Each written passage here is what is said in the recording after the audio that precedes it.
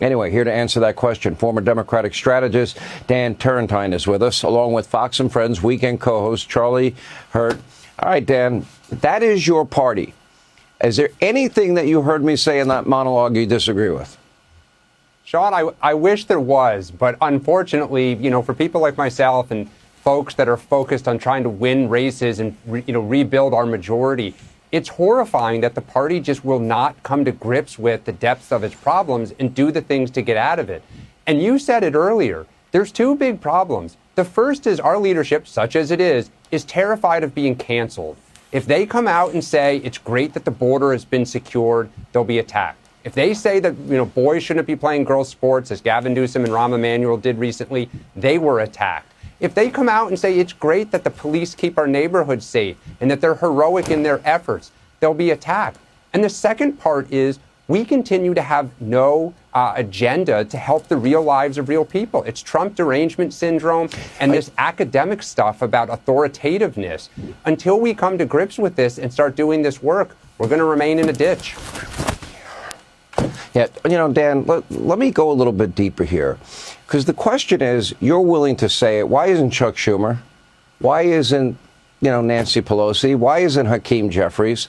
Do you think that Schumer, Jeffries, Pelosi, Democrats, are they silent because they're afraid, or are they silent because they're in agreement? They're silent because they're afraid. And take the two people here in New York City. Chuck Schumer's terrified of being primaried by AOC. There was a poll 2 months ago. He trails her by 20%. The only way that he could defeat her is to savage the base, right? Good luck being the Senate Majority Leader again if you go to war with your own base. The second is Hakeem Jeffries. He wants to be Speaker if we're able to retake the House. He needs the base. Pelosi has the backing of the base. She always has. But Jeffries is a former corporate lawyer out of New York City, and Chuck Schumer is a Bill Clinton Democrat. Unfortunately, that's not a popular place to be in our party right now. And so we have two leaders terrified of the base. Yeah, well, I got that. For some reason, we're having trouble with Charlie's audio. All right, last question. I mentioned, and I was going to ask Charlie this question, but because he can't talk to me, which is unfortunate. Can you hear me now, Charlie? Are you there? Are you back with us? I can hear you. Oh, finally, we got Charlie up. Because what I wanted to ask you, and I made the point, when Reagan spoke and said that freedom is but one generation away from extinction, I mean, I know most people's minds in the era of Trump, it seems impossible that this group of people could take over the Democratic Party and then actually win a national election.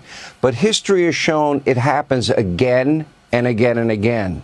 And that there are these dramatic shifts in terms of, ideology, philosophy, governing philosophy, parties that are in power. And that means to me that everybody needs to be vigilant at all times and don't think that, the good times of Donald Trump last forever. Well, this is not the Democrat Party that our parents or grandparents knew.